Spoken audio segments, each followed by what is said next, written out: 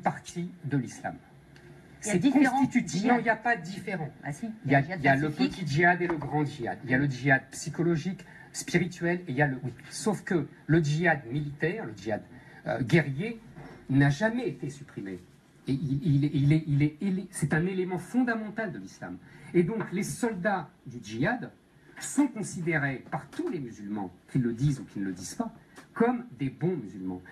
C'est des guerriers, c'est des soldats de l'islam.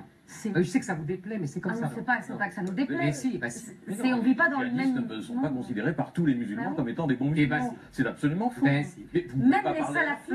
les salafistes les rejettent. À leur place, c'est ça. Mais les salafistes les rejettent. Vous pouvez avoir des points de vue. Ils prennent des distances. Vous ne pouvez pas parler à la place de l'ensemble des musulmans. Il y a un jeu. Simplement, il y en a qui osent aller au bout de l'application de l'islam, et il y en a qui n'osent pas, mais qui savent que le djihad fait partie de l'islam. C'est comme ça, que ça vous plaise ou non. Si l'islam... Et il n'y a pas que le djihad d'ailleurs. Il y a toutes les... Si vous voulez, qu'est-ce que c'est que l'islam? Voltaire avait une très jolie formule. C'est un réchauffé de judaïsme. C'est-à-dire que c'est une orthopraxie, ce qu'on appelle, c'est-à-dire que c'est une pratique qui s'occupe de la vie des gens, exactement comme le judaïsme. Avec une différence fondamentale, et même deux, c'est que justement, pour reprendre votre question d'origine, le judaïsme est sorti de cette orthopraxie par la discussion, la disputation, le fameux Talmud, donc la liberté d'interprétation, qui est interdite en islam. Et deuxièmement, le judaïsme n'est pas prosélyte. Quand vous avez une religion qui interdit l'interprétation du texte, parce que c'est comme ça, et donc la moitié du Coran est un Coran guerrier. Quand dans le Coran on explique qu'il faut grande tuer... violence également dans la Bible, des appels au meurtre également dans la Bible, évidemment pas écoutez, appliqué par... Mister Ananas, vas-y, on t'écoute. D'abord, ne mélangez pas la Bible. Il y a l'Ancien Testament et le Nouveau Testament. L'Ancien Testament. Dans l'Ancien Testament, il y a un appel au meurtre. C'est Dieu qui recommande de tuer Amalek. Amalek, c'est une peuplade qui s'est opposée aux Hébreux. Et effectivement, vous avez tout à fait raison, et qu'ils ont exterminé. Sauf que, vous voyez la différence, c'est que depuis, d'abord Amalek n'existe plus, ça vous a pas échappé. Bon, là, on est obligé de faire une petite pause, parce que là, voilà, ça devient absolument insupportable. Là, on est dans la merde. Éric Zemmour. Ah, la télé l'adore. Il est tellement transgressif. Ça, c'est ce que pense Arrêt sur Image. Merde. Éric Zemmour, que l'on voit partout, sur tous les plateaux télé, est en colère. C'est ce que nous dit Téléstar. Le Figaro, lui, le compare à une Cassandre assumée. Cassandre qui, dans la mythologie grecque, pour ceux qui ne le savent pas, Cassandre a reçu d'Apollon le don de prédire l'avenir. Donc en nous disant l'islam va désintégrer la France, l'islam, c'est ça c'est un genre de Nostradamus, selon le Figaro. Ah, il faut rigoler, on est dans la merde. Donc sur RTL, vous l'avez entendu, il nous explique que la France est colonisée aussi. Tiens, écoutez-le sur RTL, c'est quand même intéressant. Regardez ça. Qui n'a pas de problème, la France. Mais si, la bien France, sûr, mais comme elle en a eu avec d'autres natures. Selon le triptyque que j'ai essayé d'expliquer dans mon livre, elle est envahie, colonisée et maintenant combattue. Délire. Conflagration. Non, pas délire, non. Délire.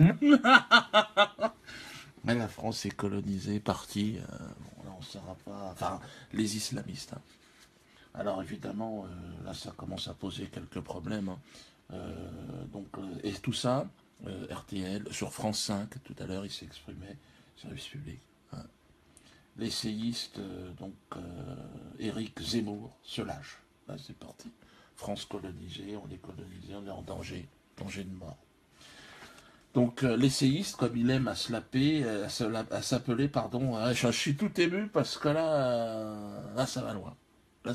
Là ça va quand même assez loin. Donc Éric Zemmour nous explique qu'il s'en prend aussi au prénom arabe. Il dit que c'est pas normal. Donner un prénom qui n'est pas français à ses enfants, ce n'est pas se détacher de l'islam. C'est vouloir continuer l'identité islamique en France. Là aussi, il est très énervé. Sur France 5, donc là, il n'y a pas de problème. Alors évidemment, le peuple est scandalisé. Moi, en première ligne, parce que je me dis, merde, quand même. Le CSA a reçu plus de 100 000 plaintes. Il faut savoir que moi, quand j'ai fait des sketchs qui n'ont pas plus, il y avait une plainte ou deux. Là, c'est 100 000. Donc, enfin, entre les mails, les machins, les envois, et des plaintes directes, il y en a 1000, apparemment. Donc là, d'association, des trucs. Donc là, il est invité partout, si vous voulez. Les télés se l'arrachent, le Éric Zemmour. Mais bon, c'est vrai que...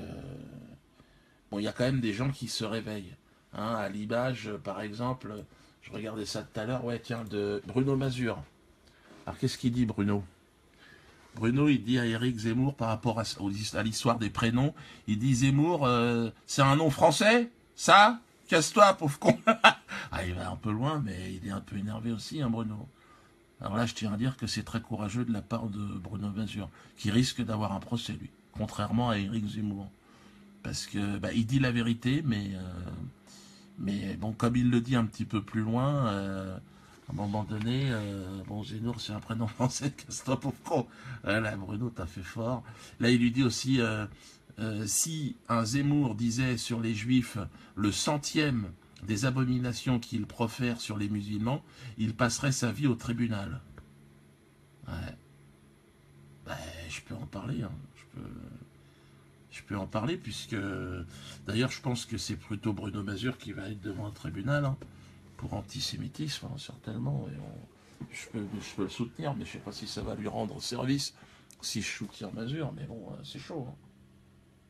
Pour ce sinistre abruti, les réfugiés sont des envahisseurs. Ouais. Pour ce sinistre abruti, hein, donc Zemmour, les réfugiés sont des envahisseurs. Je vais gerber, je reviens, c'est Bruno qui dit ça. Hein. Non, moi je suis d'accord avec Bruno. Hein. D'autant que si vous voulez, moi, quand il dit un 100e, j'ai fait, dans toute ma carrière, j'ai rien dit à côté de ça. J'ai critiqué à un moment donné Israël. Je me suis vu submergé par les procès. Pour un spectacle que j'ai donné donc au Théâtre de la Main d'Or, je vais aller en prison, je vous l'ai dit. Donc ça se précise. Allez, scoop. Ça se précise, voilà l'avertissement. Donc, Dieudonné Mbalambala, c'est moi. Hein. Donc, je vous prie de bien vouloir payer avant le 10-10-2016 le montant de la condamnation sous forme de jour amende, prononcé le 14-04-2016, donc c'était la juridiction de la Cour d'appel. Vous vous en souvenez, je vous avais commencé à vous en parler.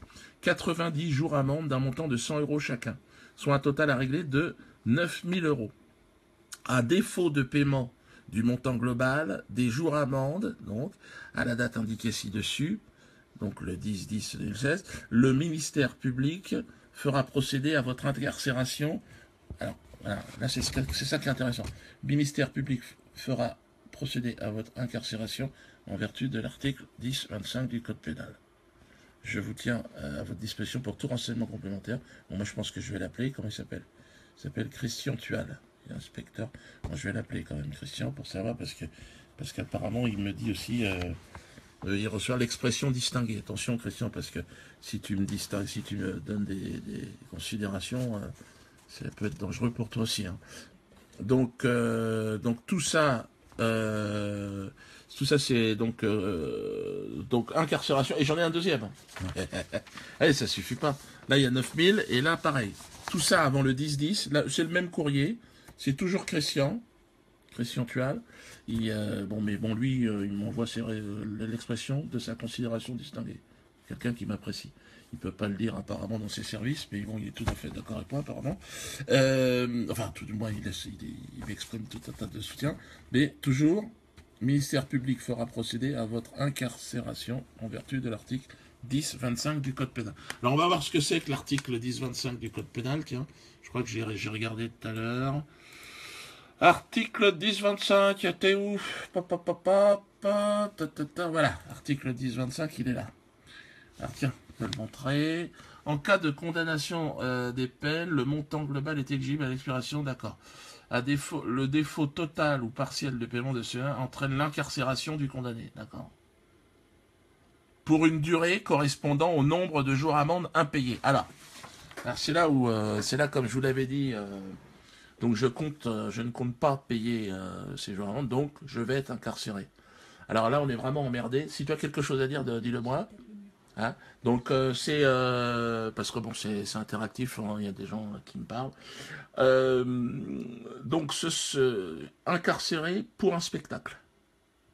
Hein, spectacle donné, donc spectacle mûr. Donc tout ça, c'est dans la continuité, si vous voulez, de... vous vous souveniez de l'interdiction qui avait été faite, donc Manuel Valls continue. si vous voulez. Et là, comme je commence ma tournée au mois d'octobre, vous voyez, donc moi, il était prévu, puisqu'on avait commencé, j'avais demandé à mon avocat, prends rendez-vous avec le juge d'application des peines, il faut quand même que je puisse m'organiser pour faire mes jours de prison, et puis faire ma tournée. Et là, ça tombe pile poil dans la tournée. Hein. Alors que c'était devait être au mois de septembre, là, ils l'ont reculé, et là, maintenant, il faut rigoler, il ne faut pas le prendre mal. Hein. Mais on sent, si vous voulez, l'implication, la volonté politique derrière. Hein. D'un côté, on a des Zemmour qui expliquent qu'il va falloir organiser une guerre civile en France contre le monde musulman. Et de l'autre côté, vous avez les exécutants du grand ordonnateur israélien, donc Manuel Valls, qui fait enfermer l'humoriste qui fait des sketchs sur Israël. Je pense que c'est important d'avoir une vision globale. Alors là, pour tous ceux qui pensaient que c'était... donc j'ai mon papier,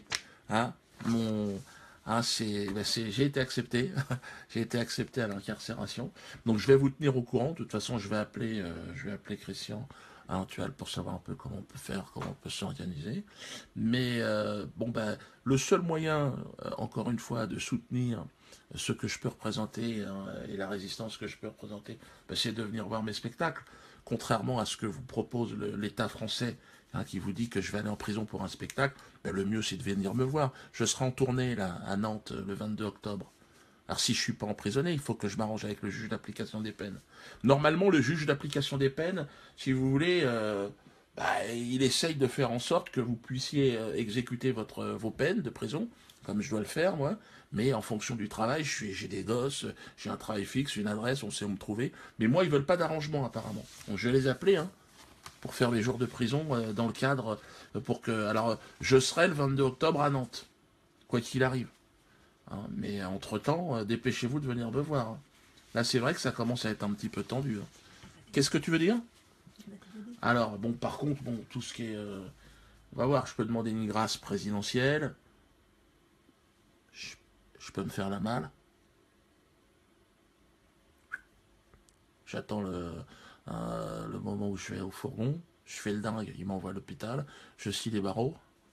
J'ai toujours... Alors, il faut que je passe, parce que j'ai pris un peu de poids. Mais c'est l'occasion de maigrir, même pendant... Il faut toujours positiver les choses. Non, on est dans un monde de fous, les amis. Ça va mal. Donc moi, je vous encourage à venir me voir. Abonnez-vous à la Dieu-de-Sphère, et puis je vous tiendrai au courant. De toute façon, on va encore la seule façon, si vous voulez, j'ai bien l'impression qu'aujourd'hui, dans cette société, par la force des choses, je suis amené à représenter une voix. La voix de ceux qui sont injustement traités. Je pense que vous êtes nombreux à vous trouver dans cette situation. Sachez que je serai là, quoi. Je suis avec vous, les gars. Vous avez vu ça? Regardez bien, quand même. C'est intéressant, parce que... votre incarcération. Donc là, le ministère fera procéder à votre incarcération. À partir du 10-10-2016. Donc, là, on est mal. Là, on est dans la merde. Alors qu'Éric Zemmour, lui, il n'y a pas de problème. Lui, il s'exprime librement, on l'entend... Non, envahi, parce que depuis des années, il y a un flux d'immigration inouï qui n'a jamais été vu dans l'histoire, que tu le veuilles ou non. Jamais dans l'histoire. Ouais, mais c'est pareil, pourquoi il y a un flux d'immigration? Qui l'a mis en place, ce flux d'immigration? Tu crois que les gens, ils ont envie de partir de leur pays? Ou parce qu'il y a la guerre? Et qui bombarde là-bas? Qui bombarde en Syrie en ce moment? Oh putain, c'est dingue, Il emmerde tout le monde. Dans l'histoire, nous avons reçu autant d'immigrants qui ne s'intègrent plus, qui ne s'assimilent plus. Parce que toi, t'es intégré, Éric Zemmour? T'es intégré à la société française?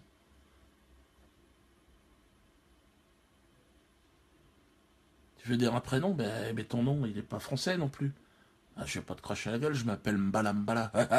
Non mais moi j'ai pas de problème avec ça non plus, toi. Et je vais pas dire aux Français, faut changer de...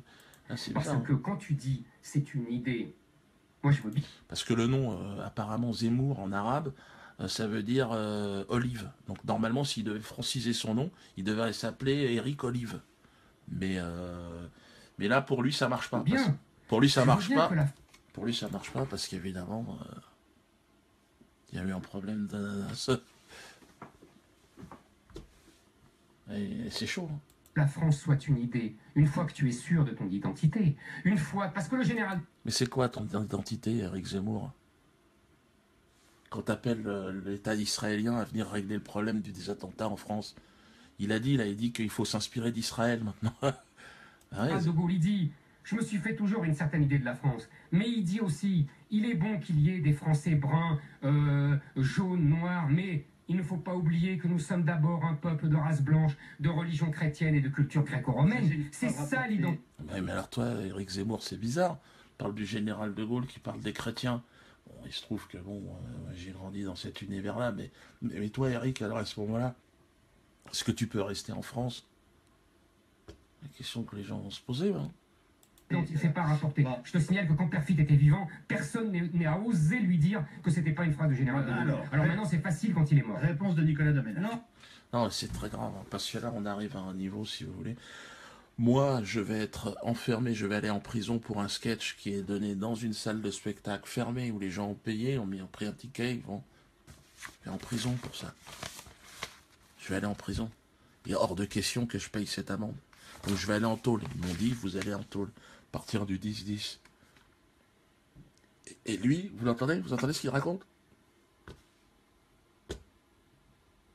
Moi, en plus, je pensais dans une dynamique de paix, si vous voulez. Quoi. Bon, j'allais faire mes jours de prison, ça allait calmer les choses. Mais bon, comment se fait-il que je sois en prison et que ce genre d'individu puisse commencer à parler comme ça? C'est quand même énorme. Hein. Moi, je suis pour une liberté d'expression totale. Mais comme le dit très justement Bruno Mazur, je veux dire, la liberté d'expression, elle existe uniquement pour Zemmour et les siens. Et quand je dis les siens, c'est ceux qui peuvent parler comme lui. Parce que, alors évidemment, pas d'amalgame. Il ne s'agit pas des juifs. Hein, toujours parler, non. Éric Zemmour fait partie d'un petit groupe d'individus, hein, donc composé, et effectivement, il y a énormément de juifs dans ce groupe. Hein, c'est un groupe qui sert les intérêts d'Israël. Et en France, aujourd'hui, il dirige ce pays. C'est ce que je dis depuis des années. Bon, ben, aujourd'hui, c'est clair. Et donc, ils essayent, si vous voulez, d'importer la politique en tant qu'Israéliens, si vous voulez, de leur politique intérieure en France. C'est-à-dire que maintenant, il faut enlever les musulmans de tout.